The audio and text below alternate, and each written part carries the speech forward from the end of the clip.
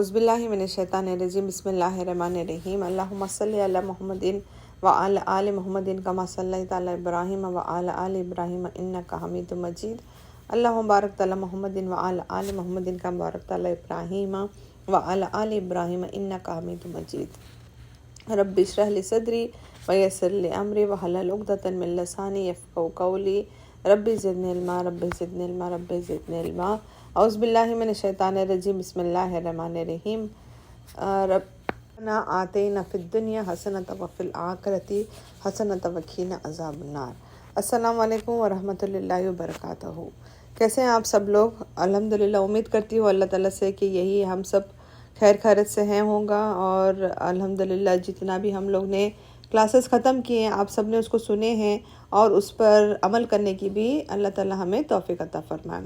جیسے last time ہم لوگ نے کمپلیٹ کیے تھے الحمدللہ، میرے خیال سے ہم لوگ نے فتح مکہ ہم لوگ نے ختم کر دیے تھے۔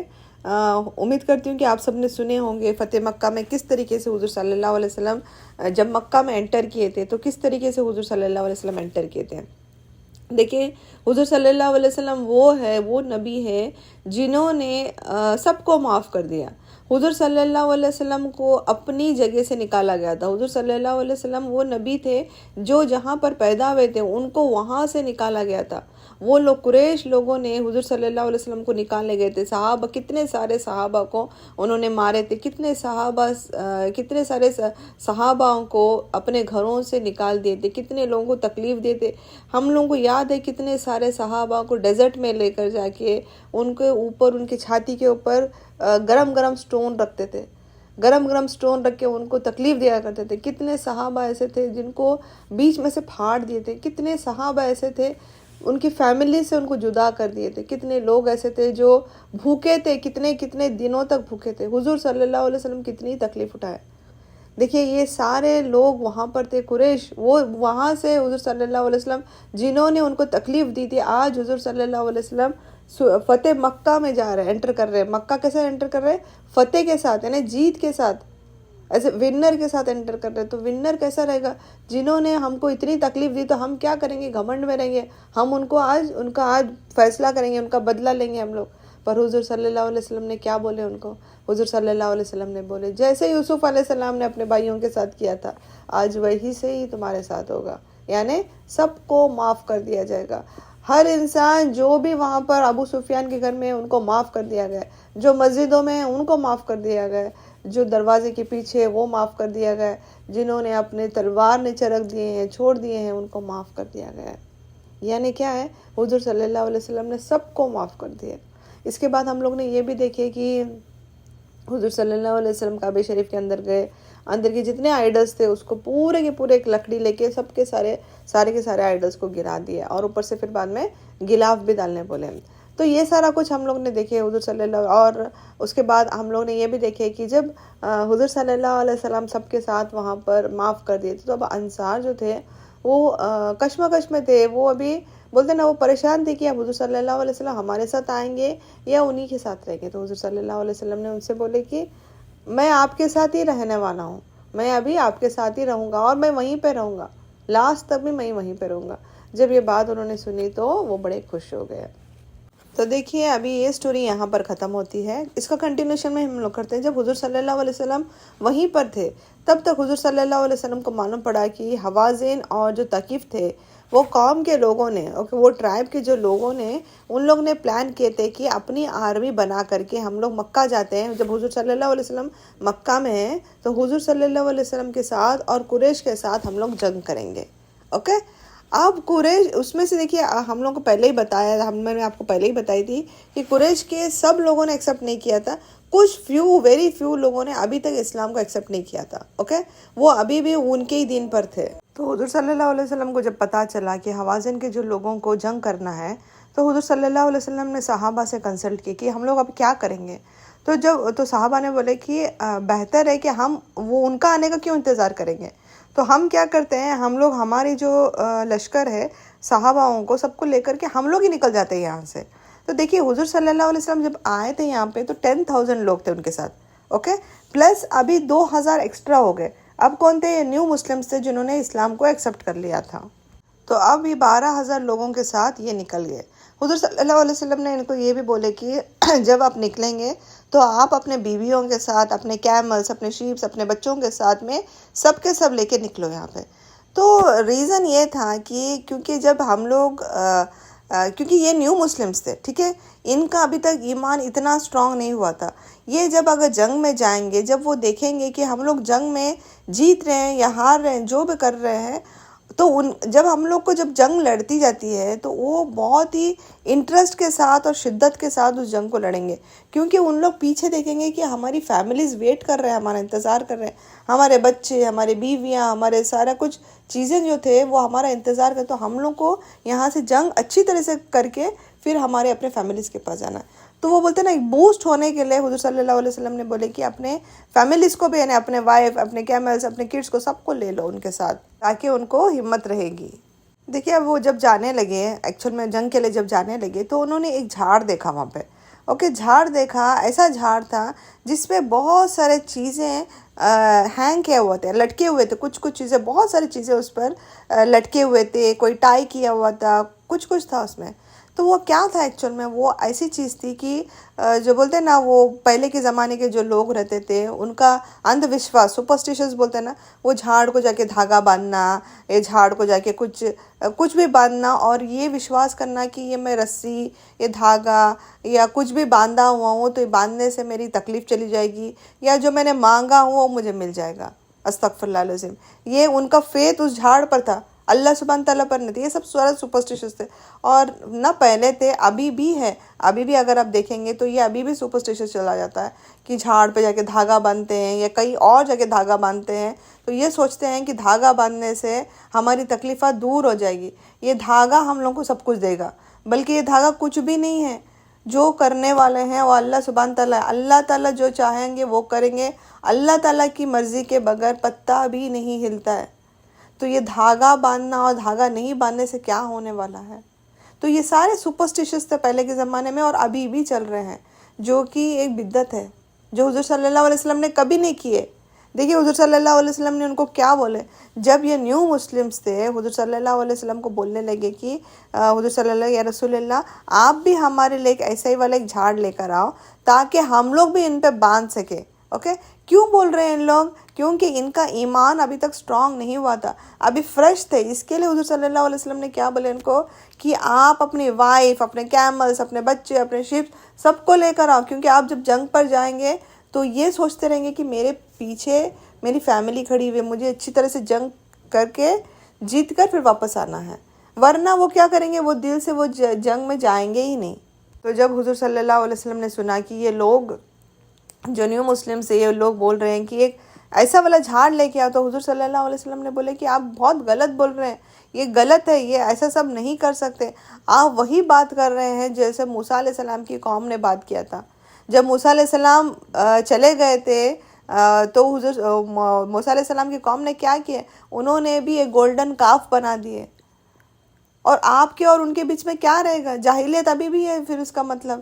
تو یہ جو ہے یہ غلط ہے۔ حضور صلی اللہ علیہ وسلم نے یہی بولے کہ ہم لوگ اللہ کے سوا کسی اور کو بلا نہیں سکتے، کسی اور کے پاس مدد نہیں مانگ سکتے، جو بھی مانگنا ہے ہم لوگوں کو ڈائریکٹ اللہ سبحانہ تعالیٰ کے پاس مانگنا ہے، کسی کے ذریعے سے مانگنے کی ضرورت نہیں، ہم لوگوں کو ڈائریکٹ اللہ سبحانہ تعالیٰ کے پاس مانگو، اللہ تعالیٰ دینے والا ہے۔ نہ اس کو کاف کی ضرورت ہے، نہ بکرے کی ضرورت، نہ گائے کی ضرورت ہے، نہ بچڑے کی ضرورت ہے، نہ جھاڑ کی ضرورت ہے، نہ دھاگوں کی، پیروں کی، یا کسی بھی چیز کی ضرورت نہیں ہے۔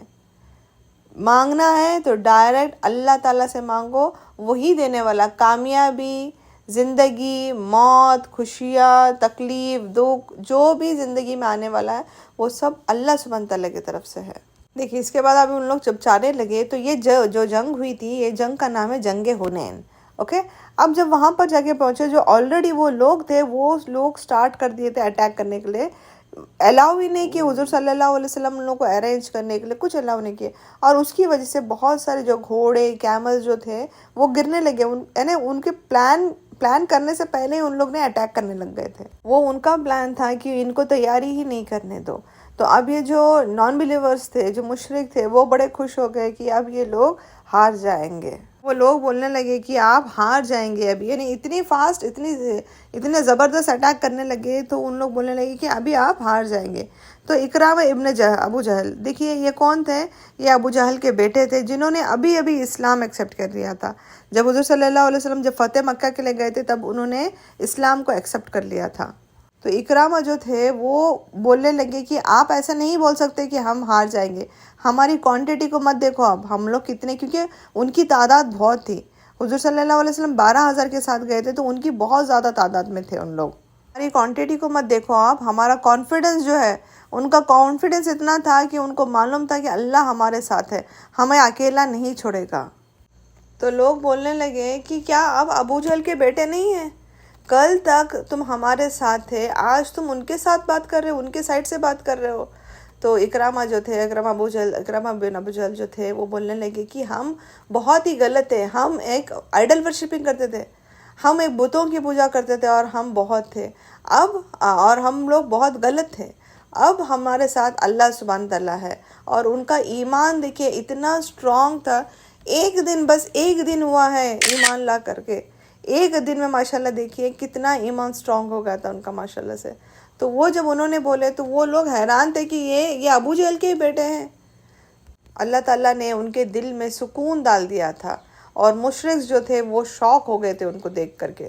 دیکھیے ماشاءاللہ جب جنگ سٹارٹ ہوئی تو اس میں انصار نے بھی حصہ لیا، جو حدیبیہ کے جو بیت الرضوان جو صلح حدیبیہ ہوتا جس میں جنہوں نے پارٹیسپیٹ کیا تھا، انہوں نے بھی حصہ لیا، اور بہت سارے لوگوں نے حصہ لیا۔ ساتھ ساتھ اللہ سبحانہ تعالیٰ نے فرشتوں کی مدد بھی ان کے لیے تھی، اور انہوں نے یہ جو بیٹل تھی، یہ بیٹل کو جیت گئے۔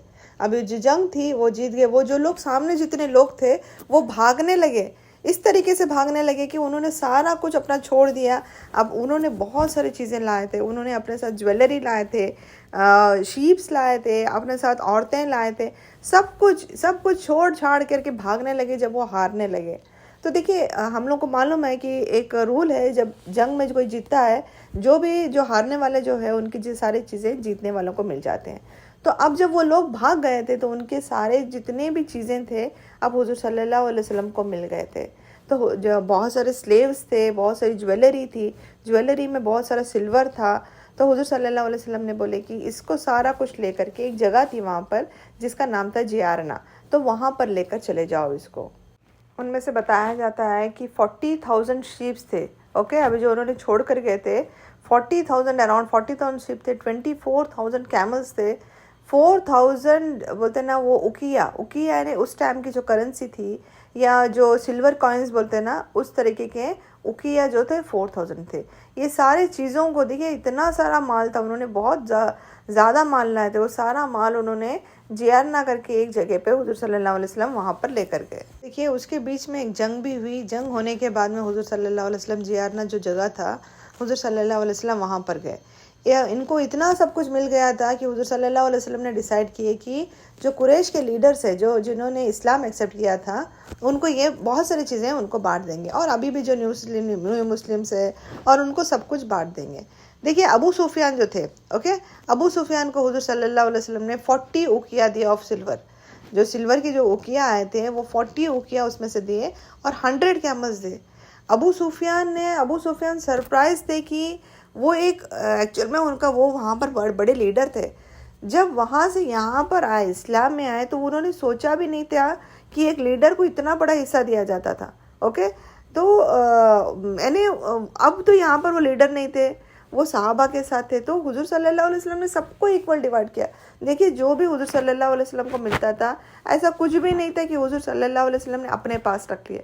حضور صلی اللہ علیہ وسلم جتنا بھی مال آتا تھا، سارا مال وہ ڈسٹریبیوٹ کر دیتے تھے۔ حضور صلی اللہ علیہ وسلم نے ابو سفیان کو 40 اوقیہ آف سلور دیے پلس 100 کیملز دے، اور ان کا بیٹا جو تھا ان کے لیے بھی انہوں نے 100 کیملز دیے۔ دیکھیے یعنی ڈسٹریبیوشن ایسا تھا کہ ہر ایک بندے کو کچھ نہ کچھ دیا جائے گا۔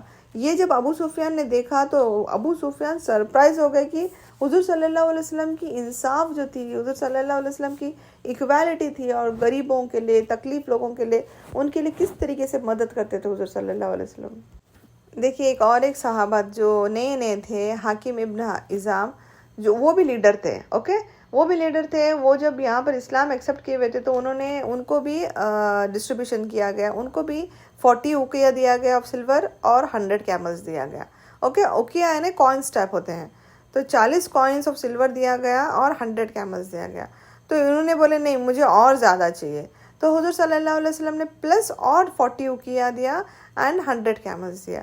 تو بولنے لگے کہ مجھے اور زیادہ چاہیے, تو حضور صلی اللہ علیہ وسلم نے پھر سے ان کو 40 اوقیہ دیا اور 100 کیملز دیا. یعنی اب کمپیئر کرا جائے گا تو سب سے, اگر سب کو جو دے رہے ہیں ان سے 3 ٹائمز زیادہ ان کو مل گیا تھا. کن کو؟ حاکم ابن حزام کو. تو حضور صلی اللہ علیہ وسلم کو ان کو دیکھا اور کہا او حاکم, یہ جو پیسہ ہے وہ ایک میٹھے, ایک فروٹ رہتا ہے نا, ایک فروٹ کے جیسا ہے. اگر تم لوگ اس کو ایمانداری سے اس کو ارن کرو گے نا تو اس میں اللہ تعالیٰ بہت برکت دے گا, اور اگر تم لوگ اس میں بے ایمانی کرو گے تو وہ پیسہ آپ کے لیے کوئی کام نہیں آئے گا. اور وہ بے ایمانی سے جو کمایا وہ پیسہ ایسا ہے جیسے کہ آپ نے کھانا تو کھا لیا, پیٹ بھر کے کھانا کھا لیا, پر آپ کی بھوک نہیں مٹ رہی ہے, آپ کو بھوک اور بھی لگ رہی ہے. دیکھیے یعنی اس پیسوں میں برکت نہیں ہے. حضور صلی اللہ علیہ وسلم بولنے لگے کہ دینے والے کا ہاتھ بہتر ہے لینے والے سے. تو حاکم نے جب یہ بات سنی تو اس نے فوراً, دیکھیے کیسے صحابہ تھے, وہ سمجھ گئے کہ اپنا جو شعر ہے وہی صحیح ہے, باقی جو مانگ کے لئے وہ شعر وہ غلط ہے. تو حاکم نے جب یہ جو بات سنی تو انہوں نے بولے آپ نے جو بھی مجھے دیا ہے سوائے اس فرسٹ شعر کے باقی سب کچھ لے لو, آپ مجھے نہیں چاہیے. اس کے بعد سے میں کسی سے بھی کچھ نہیں مانگوں گا, اور یہ میرے لیے کافی ہے. یہ جو آپ نے دیا ہے 40 اوقیہ پلس 100 کیملز, یہ میرے لیے کافی ہے. اس کے بعد سے میں کبھی بھی کسی کے پاس بھی میں ہاتھ نہیں پھیلاؤں گا, وہ میرے لیے اتنا ہی کافی تھا. اور یہ آدمی حضور صلی اللہ علیہ وسلم کے بعد بھی جیے, ان کے بعد بھی حضور صلی اللہ علیہ وسلم کے بعد بھی رہے, پر انہوں نے کبھی بھی کسی کے پاس بھی نہیں مانگا. وہ جیارنا میں جتنا ان کو ملا تھا اسی کے ساتھ وہ بڑے خوش تھے, اور اسی کے ساتھ وہ رہے. یعنی حضور صلی اللہ علیہ وسلم نے جو دیا تھا اسی کے ساتھ رہے. حضور صلی اللہ علیہ وسلم نے بولے تھے کیا, دینے والے کا ہاتھ زیادہ اچھا ہے بجائے مانگنے والے سے. تو جتنا حضور صلی اللہ علیہ وسلم نے دیے تھے اسی میں انہوں نے اپنی زندگی کو نکال دیا. دیکھیے اس کے بعد ایک بھی تھے جو نیولی ابھی مسلم ہو گئے تھے, وہ بھی ایک لیڈر تھے, ان کا نام تھا زید بن ثابت. اوکے, جب یہ مال کلیکٹ کیا گیا تھا تو حضور صلی اللہ علیہ وسلم نے بولے تھے کہ سارے جتنے بھی چیزیں ہیں اس کو سمیٹنا ہے. اوکے, سمیٹ کر کے سب کو ڈیوائیڈ کرا جائے گا.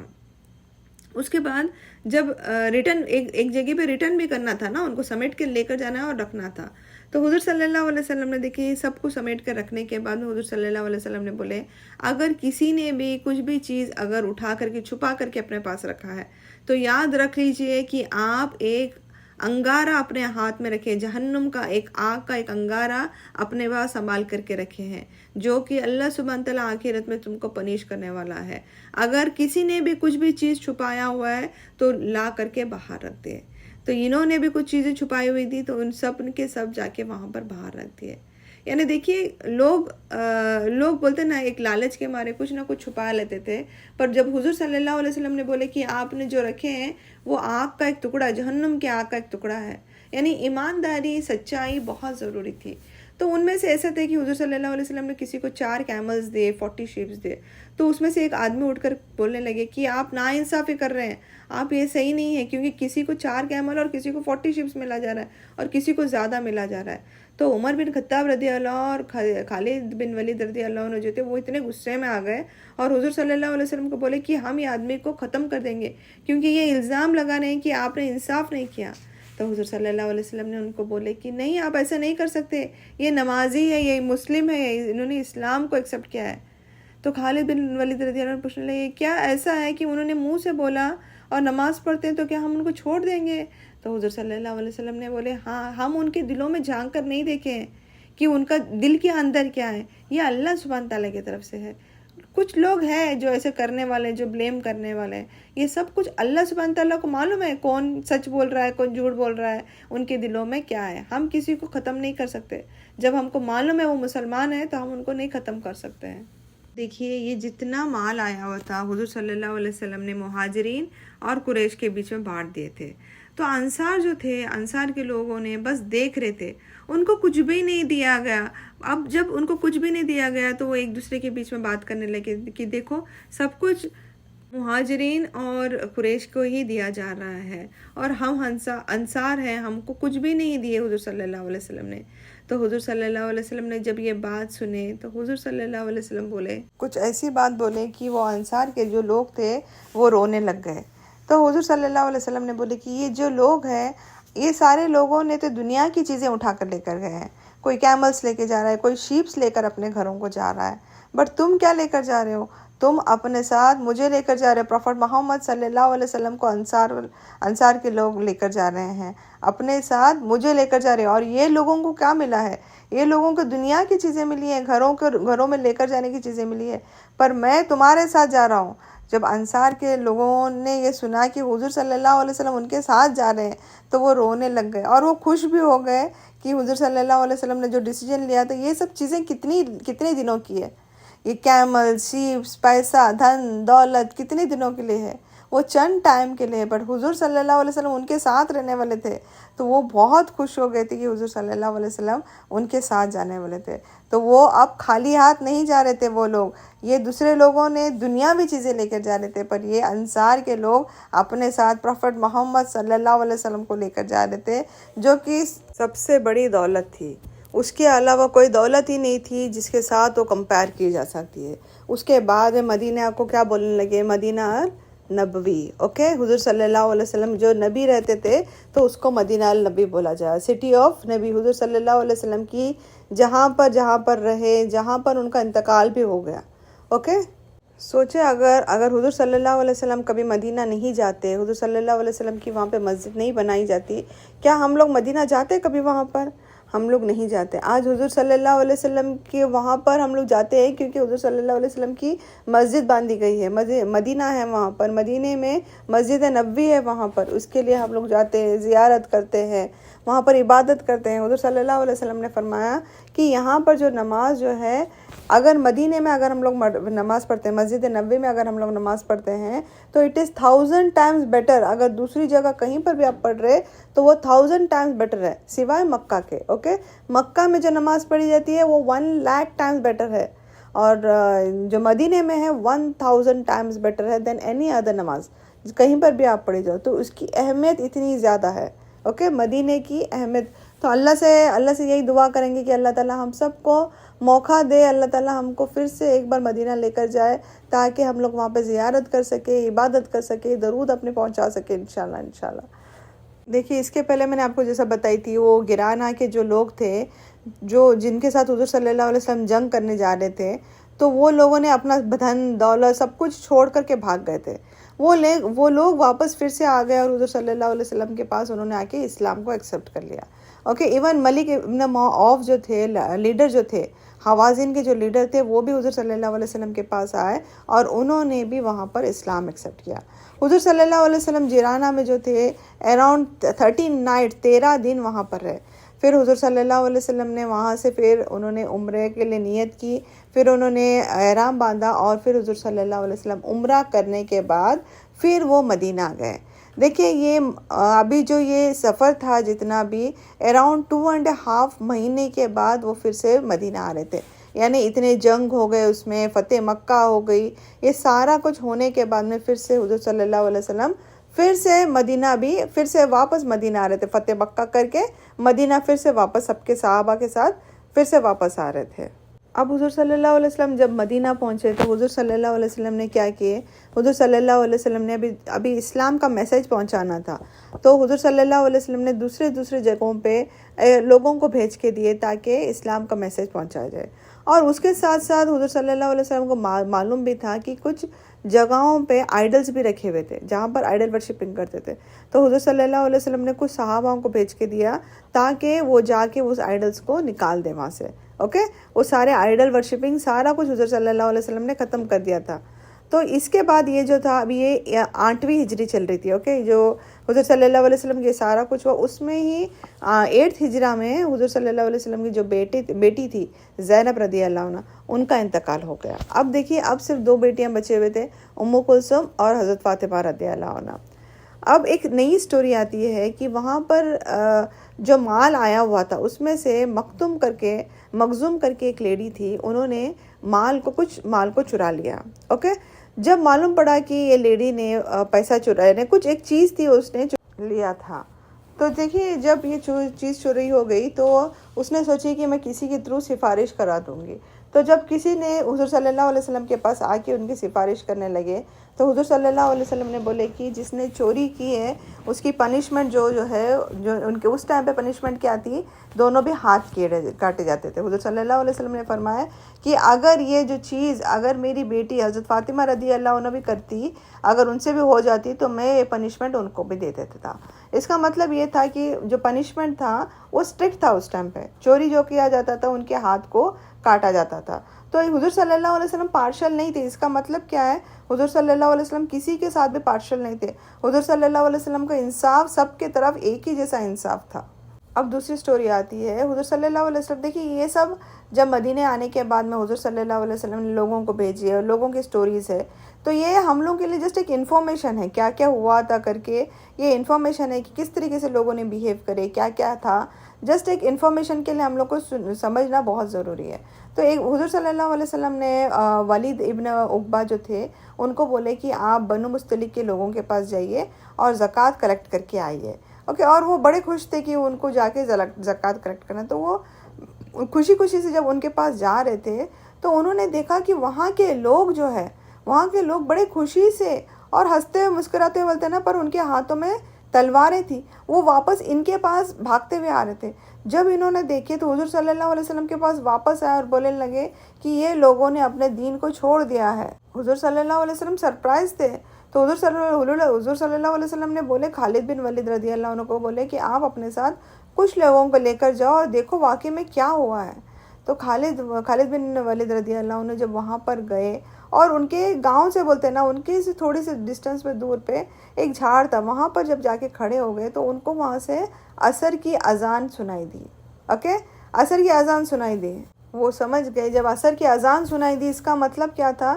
اسلام پر ہی تھے وہ لوگ، وہ اسلام سے بھاگے نہیں تھے وہ لوگ، پر انہوں نے غلط انفارمیشن لیتے. تو جب حضور صلی اللہ علیہ وسلم کے پاس آئے اور انہوں نے حضور صلی اللہ علیہ وسلم کو ایکسپلین کیا کہ وہاں پر جو تھے ایسا کچھ بھی نہیں تھا، انہوں نے اسلام پر تھے. تو اللہ سبحانہ تعالیٰ نے اس ٹائم پہ ورسز کو ریویل کیا، وہی نازل ہوئی کہ جب لوگ جو کچھ بھی بولتے ہیں نا، الزام لگانے سے پہلے کبھی بھی گواہی لے کر آؤ. الزام لگانا بہت آسان ہے، کوئی بھی الزام لگانے سے پہلے یاد رکھیں گواہی پیش کرو. جب گواہی آ جائے گی، دو لوگ گواہی دیں گے ان کے لیے، تب سمجھ جانا کہ یہ بات سچ ہے یا جھوٹ ہے. اوکے، اگر یاد رکھیں اگر کوئی بھی کسی کی برائی کر رہا ہے، بیک بیٹنگ کر رہا ہے، اس کے اوپر بھروسہ مت کرو، اس کی باتوں پر یقین مت کرو. وہ ایک بہت بڑا گناہ کر رہا ہے. بیک بیٹنگ، پیٹھ پیچھے بولنا، کچھ بھی کرنا، یہ بہت بڑی گناہ ہے. تو یہ دیکھیے یہ سارا کچھ جو بھی تھا حضور صلی اللہ علیہ وسلم مدینہ آنے کے بعد میں یہ بہت سارے چیزیں ہوئے. تو دیکھیے ماشاءاللہ ابھی ہم لوگ اینڈ کی طرف بڑھ رہے ہیں الحمدللہ. تو ابھی انشاءاللہ نیکسٹ اس میں دیکھیں گے کہ تبوک میں ایک بیٹل آف تبوک ہوئی تھی، تو اس میں کس طریقے سے حضور صلی اللہ علیہ وسلم نے حصہ لیا، صحابہ نے کس طریقے سے حصہ لیا اور کیا کیا ہوا، انشاءاللہ اس میں دیکھتے ہیں. تو آج ہم لوگ کلاس انشاءاللہ یہیں پر ختم کرتے ہیں. اس کو دھیان سے سمجھنے کی کوشش کیجئے. یہ حضور صلی اللہ علیہ وسلم کی سیرت ہے، ہر انسان کو معلوم رہنا چاہیے کہ حضور صلی اللہ علیہ وسلم کی سیرت میں کیا کیا ہوا تھا، ان کی لائف ہسٹری معلوم رہنا بہت ضروری ہے. اللہ تعالیٰ سے یہی دعا ہے کہ اللہ تعالیٰ ہمیں سیکھنے اور سمجھنے کی توفیق عطا فرمائے. ہم جتنا بھی سیکھیں اس پر عمل کرنے کی توفیق عطا فرمائے. ہمارے گناہوں کو معاف کرے، ہمیں اس دنیا میں اور آخرت میں کامیاب عطا فرمائے. ہمارے سے جو بھی غلطی ہے اللہ سبحانہ تعالیٰ ہمارے گناہوں کو معاف کر کے ہمیں بخش دے. اللہ تعالیٰ ہم سب کے لیے ہماری دنیا بھی آسان کر دے، ہماری آخرت بھی آسان کر دے. ہمارے بچوں کو نیک اور صحیح راستے پہ چلنے کی توفیق عطا فرمائے. اللہ تعالیٰ ہمیں توحید پر رکھے، ہر برائی سے، بدعتوں سے، شرک سے، ہر چیز سے اللہ تعالیٰ ہمیں بچائے. اللہ تعالیٰ ہم سب کو جنت الفردوس عطا فرمائے اور جہنم کی آگ سے بچائے. اللہ تعالیٰ ہم سب کی دعاؤں کو قبول کرے، اس دنیا میں اور آخرت میں کامیاب عطا فرمائے. وآخر دعوانا الحمدللہ رب العالمین. سبحانک اللہم وبحمدک اشہد ان لا الہ الا انت استغفرک واتوب الیک.